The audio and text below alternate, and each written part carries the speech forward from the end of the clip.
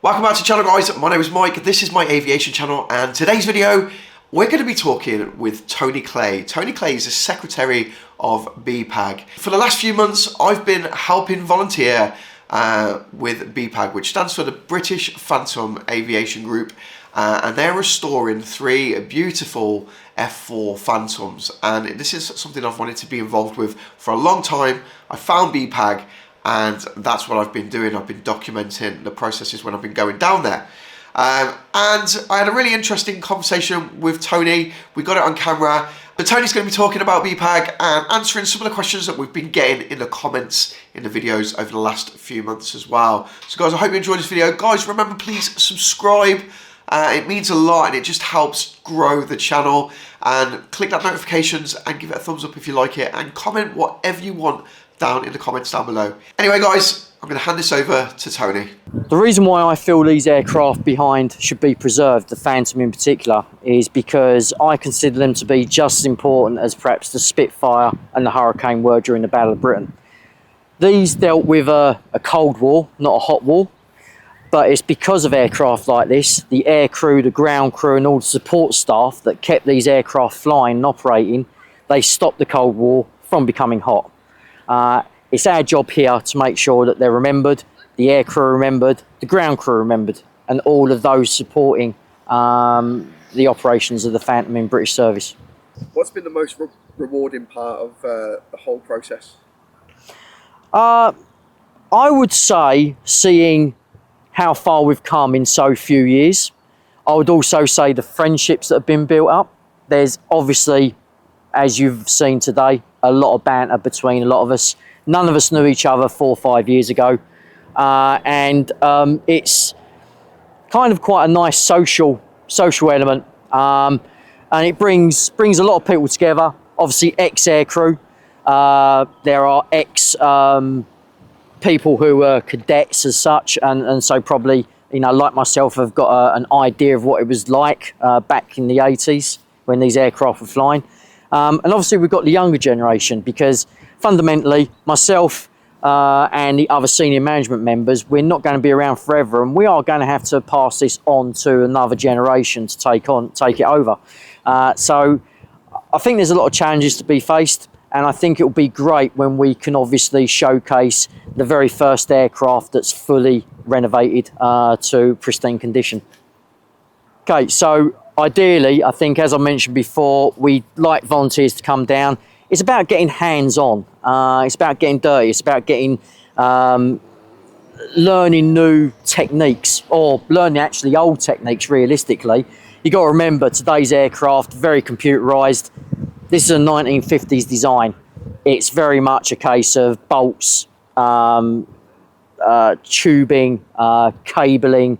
It's very, very old school, and I think a lot of people would be interested in going back to the past. I think that's just an inherent human behaviour to remember the past and to enjoy the past.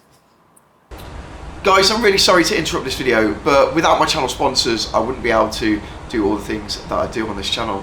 So I want to give a big shout out to Beam Eye Tracker. Now, if you're a gamer or a simulator flyer like myself, and you haven't got VR, then this is the perfect thing for you. So there's no heavy, clunky thing on your head, no infrared tracker or anything like that. It just uses your eyes and a webcam.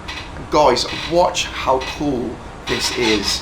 So I'm inside the F-4 Phantom, and it's so responsive. I can just look right, I can look left, I can look at my control column, I can move forward and look at all the detail. It's so cool. Guys, this is Beam Eye Tracker, and it's down in the description in my video. It's my trusted link, and if you click on that, it really helps the channel as well. But it's less than £20, so a massive money saving. Guys, go check it out, Beam Eye Tracker. We've had a few comments in the YouTube videos saying that this is funded by taxpayers' money, and I know I'm laughing and you are about to, but yeah, can we just clarify that it's not? Yeah, no, taxpayers have not paid for any part of this project whatever. It's basically fundraising by the group, by the team, senior management team, and we do that constantly through our eBay pages and our membership schemes. So yeah, no taxpayers are paying for this, unless you want to go into the fact that you originally paid for this, okay, but then the RAF kind of decided that they didn't want to use it anymore, and it would have probably been chopped up for scrap, but we've saved it for posterity. This question, and I think probably a good segue for it would have been the ground power unit that we've just received. Yep. And it's like, how does BPAG collaborate with other organisations and individuals? Okay, so obviously where we're situated at Cotswold Airport, we have obviously got the Britannia guys next to us, and obviously on the other side, the live side of the airfield, we've got the Buccaneer Aviation Group. We collaborate with these guys all the time. We're all trying to do the same job. Might be different aircraft, but we're all trying to achieve the same aim, and that is to preserve a certain type of aircraft that served with the Air Force at a certain period of time. So yeah, we're all very, very friendly, and we help each other out. So we've obviously had some comments. Whenever we post pictures and updates, we usually get the odd person or persons obviously comment about how bad and how sad the aircraft looks. Obviously, this is restoration. So we don't receive the aircraft in the best of conditions, and in particular there was a couple of comments made about this aircraft and the way it looks. As you can see, the paintwork has all been sanded back. There were multiple layers of paint on this aircraft, and obviously when we want to repaint it, we want to make sure we give it a fine and clean paint scheme. So therefore it's all sanded and fettled back to make sure it's all smooth. That is basically what you're seeing here, the sanded back part. And eventually we'll be repainting it back into its colours again, and it will obviously look a lot smarter. We've also said, well, why don't we just go and buy like one from Greece or America or whatever? But the fact for me, it's got to be a cost as well. Like you're looking one in America. We've just had a look a minute ago, and there was one in America for $750,000. Then you've got to pay a team to dismantle that. You've got to pay a team to ship that to the port.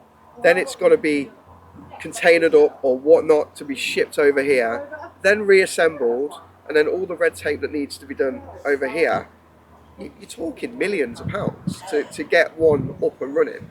You are indeed, but they're also, you know, those people that say that, they're also missing the point. This is the British Phantom Aviation Group.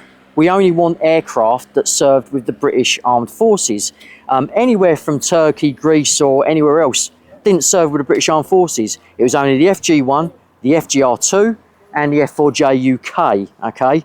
Admittedly, getting some parts from an American J would be handy, because they would obviously be advantageous to us restoring the JUK, because that's what that aircraft was based upon.